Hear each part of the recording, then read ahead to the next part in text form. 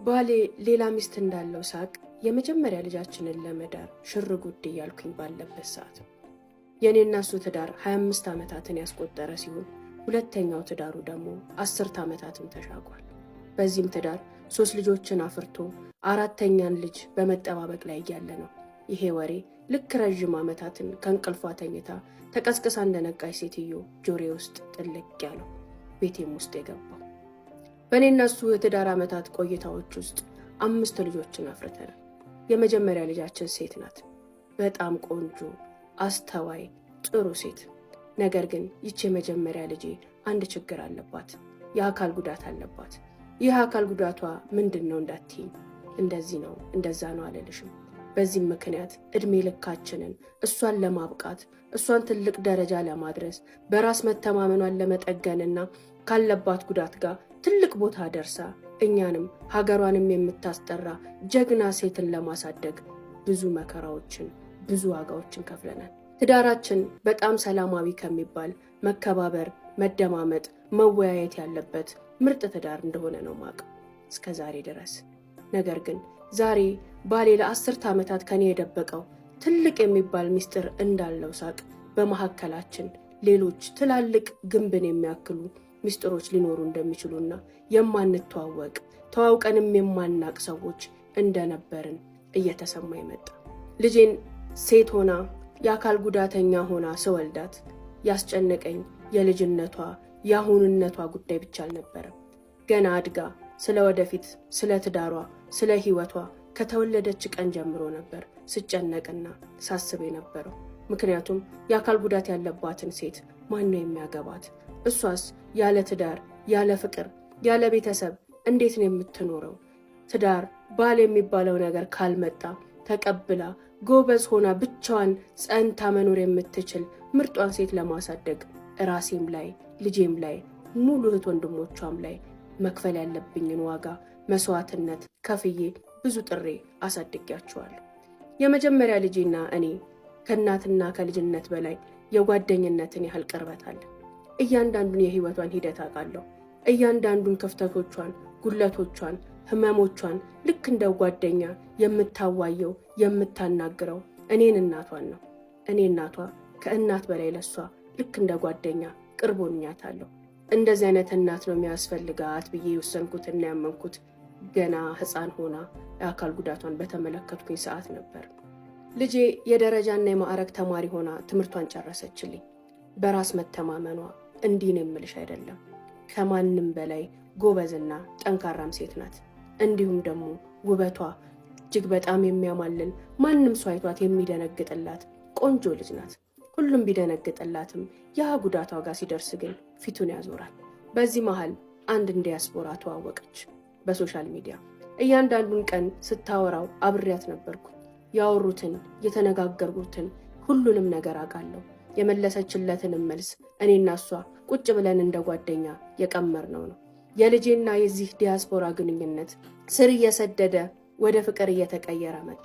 በመጨረሻም ሊያገባት መጥቶም ሚስቱ ሊያደርጋት እንደሚፈልግ በሚነግራት ሰዓት አንድ ነገር ማወቅ እንዳለበት እኔና ልጄ ተስማማን።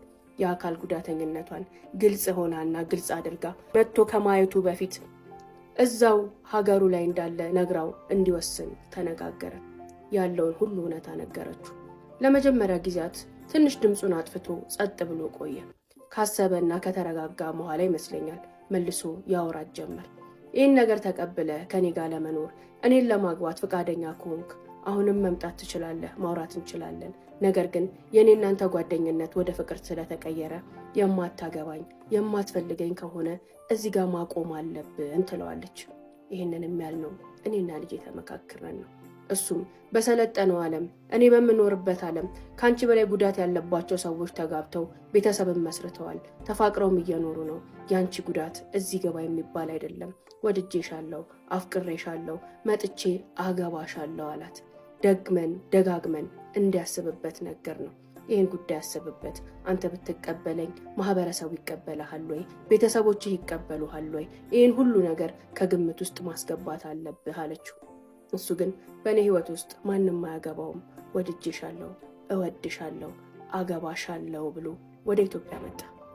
ሀውለት በህይወቴ የተደሰትኩት ቀን በህይወቴ የደስታ እንባ እስኪያልቅ ድረስ ከውስጤ ጥፍጥፍ ብሎ እስኪወጣ ድረስ ያለቀስኩት የዛ ዕለት ነው።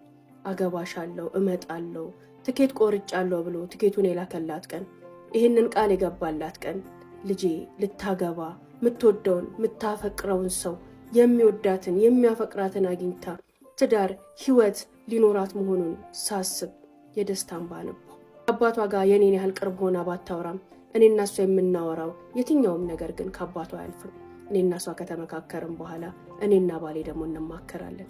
ዛሬ እንዲህ ብሏት እንዲወጡ እንዲገብቱ እሱም እንደ ወንድነት እንደ አባትነት መደረግ ያለበትን ነገር ከኔ ጋር እናወራለን። ከአባቷም ጋር የዚህን ያህል ቅርበት ነበር። የዲያስፖራ ከውጭ መጥቶ የመጀመሪያ ቀን አንድ ካፌ ላይ ተቀጣጥረው ተገናኙ። እኔም ከርቀት ሁሉንም ነገር እከታተል ነበር። ከኋላዋ እንደነበርኩ ልጄ ታውቃለች። ከልጄ የሚደበቅ ምንም ነገር የለም። እንደነገርኩሽ አግኝታው አውርታው ወደ ቤት መጣች። የዛንም ዕለት ሽማግሌ የሚልክበትን ቀን አብረው ቁጭ ብለው እዛ ካፌ ላይ ወሰኑ። በ15ኛው ቀን ላይ ሽማግሌዎቹን ላከ።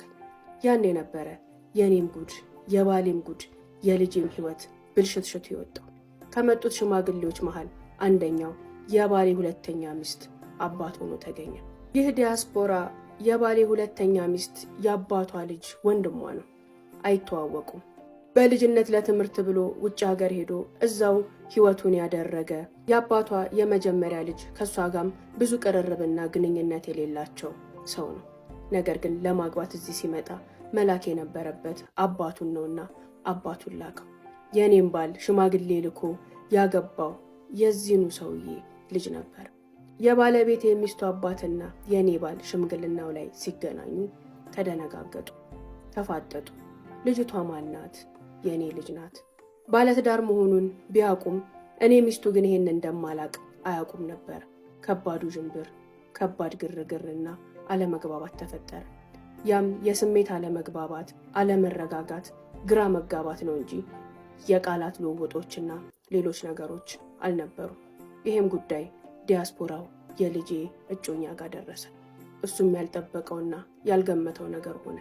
በዚህ መሃል ነበረ ሁሉም ጉድ ፍርጥርጥ ብሎ የወጣው። ስቶሪ ታይም።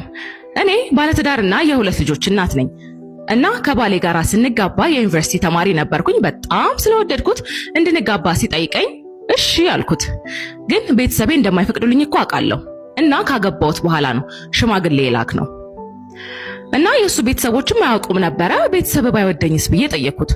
እኔ ከወደድኩሽ አይበቃም፣ እነሱ ደግሞ ሊጠሉሽ አይችሉም አለኝ። ኃላፊነቱን እኔ ወስዳለሁ ሲለኝ በቃ ምንም ቢመጣ ይከላከልልኛል ብዬ አመንኩት። ተጋባን። ብዙም ሳንቆይ በሁለተኛ ወር አረገዝኩኝ። ግን ቤተሰቦቹ አልወደዱኝም ነበረ። ብዙ ጥላቻ አስተናገድኩኝ። ብዙ ስድብ፣ ብዙ ንቀት፣ ብዙ። ከዛ ማርገዜን ሰሙ። እናቱ አለቀሰች። ጋብቻውን መች ተቀብለን ነው ያረገዝሽው እንዳለችም ሰማው። እንዴተወኝም ፈለጉ። ብቻ ብዙ ነገር አሳለፍኩኝ። መውለጃዬ ደርሶ 1 ሳምንት ሲቀረኝ ወደ ቤታቸው ቅልቅል ብለው ጠሩኝና ሄድን። እዛው በሄድኩበት አጋጣሚ ወለድኩኝና እዛው ቀረው። አራስ ቤት ያየሁት ስቃይ፣ ረሃብ፣ ብርድ፣ ብቻ ብዙ ነገር አየሁ። እሱ ምንም አነሰ ምን ጎደለ አይለኝም። ከመጣም ከነሱ ጋር ነው የሚያወራው። እንደሚስት አይቶኝ አያውቅም ነበረ። ወደ ቤታችን ካልሄድም ብዬ መጣን። ከመጣም በኋላ ሁሉንም ነገር ነገርኩት። ዝም ብሎ ሰማኝ። እቤትም ሆኜ ብዙ ነገር ይሉኝ ነበረ። እሱ ከታመመ እሷ ናት ያሳመመችው ይሉኛል። እናቱ አንድ ቀን ልጄ የማይመጥነውን ህይወት ነው እየኖረ ያለው፣ ይሄ ህይወት አይገባውም፣ አትመጥኙም ብላኝ ታውቃለች። የ12 ዓመት ታላቂ ነው የሚገርምሽ። ግን እሱ እንደ ህፃን እኔ ደግሞ እንደ አሮጊት ያዩኛል። በቃ ምንም ነገር ቢሆን እኔ ነኝ። ከዛ ልጄ 8 ወር ሲሆናት ሌላ አረገዝኩኝ። እርግዝናዬ በቃ ምንም አይመስለውም። አማሬን ብዬ እንኳን ስጠይቀው በቃ ባልሰማ ነው የሚያልፈኝ። አንድ ቀን ስልኩ ላይ ከሌላ ሴት ጋር እያወራ እንደሆነ ደረስኩበትና ዝም ለማለት ሞከርኩኝ፣ ግን በቃ አልቻልኩም። ስጠይቀው የመለሰልኝ መልስ የማይመስል ነገር ነበረ። ወለድኩኝ። ሁለቱንም ነው ማጠባው እና በጣም ይረበኛል። አጋዥ የለኝም። ብቻዬን ነበረ ማሳልፈው። ማታ ከግራም ከቀኝም እያጠባው ሲረበኝ ራበኝ ብዬ እንኳን ስጠይቀው አጠገቤ ያለውን አጥሚት እንኳን አይቀዳልኝም። ስልኩን ነው የሚጎራጉረው። አያየኝም ነበረ። ሰው ጉድ እስኪል ከሳው። በጣም ተጎድቼ ነበርና ያን ሁሉ ነገር ወቅሼው ይቅርታ ሲለኝ ትቼው ነበር። አሁን ደግሞ የድሮ ፍቅረኛውን ያወራታል። አግብታለች፣ ግን ያወራሉ። በብዙ ምክንያቶች ልፈታው ፈልጋለሁ፣ ግን ግራ ገብቶኛል። ስራ የለኝም፣ የግል ቢዝነስ አለኝ፣ ግን 0.5 ሳንቲም እኔ ጋር አይቀመጥም። ካለ እንኳን ይቀበለኛል፣ እኔ ጋር አያሳድርም። መስራት ፈልጋለሁ፣ ግን ምን ልስራ? እንዴት ልጀምር? ሁሉ ነገር ግራ ገብቶኛል። መሄጃም የለኝም። ልጆቼንስ ምን ላድርጋቸው? ግራ ገባኝ። ፍቅር የሌለበት ትዳር ከባድ ነው። በብዙ ጥላቻ ተከበቤያለሁ። ኮንፊደንስ የሚባል ነገር ርቆኛል። መሄድ፣ መልበስ፣ መብላት ሁሉ አስጠልቶኝ በቃ በስመ አብ በቃ በነፍስ ነው ያለሁት። የማማክረው ሰው እንኳን የለኝም። በባህሪው ለሰዎች መልካም ስለሆነ ማንም ሰው ቢያወራለት እሱ ይሄን አያደርግም ነው የሚለው ብላ አንዲት እህቴ በውስጥ መስመር ይሄንን ታሪኳን ልካልኛለች። የኔ እህት በጣም ነው ማመሰግንሽ። እኔ ምን ማለት እንዳልኩ ራሱ ግራ ገባኝ። እስቲ ኮሜንት ሴክሽን ላይ እናንተ የምትሉትን ነገር እስቲ ልስማና ምናልባት የተለያየ ቢዝነስ ያላችሁ እህቶቼ ስራ ያላችሁ ሊሆን ይችላል። በማንኛውም አይነት መንገድ ስፔሻሊ በስራ ክፍት ስራ ቦታ ካላችሁ ከሷ ጋር ምናልባትም ወርክ ፍሮም ሆም ሊሆን ይችላል። ቤት ውስጥ ሆና መስራት የምትችለው ስራ ሊሆን ይችላል። ራሷን እንድትችል የሚያደርጋት ማንኛውም አይነት የስራ ሁኔታ ኦፖርቹኒቲ ካላችሁ ፕሊዝ ወይ ኮሜንት ላይ አሳውቁኝ ወይ ደግሞ በውስጥ መስመር እኔን አዋሩኝ እና በጣም ነው የማመሰግናችሁ። ባይ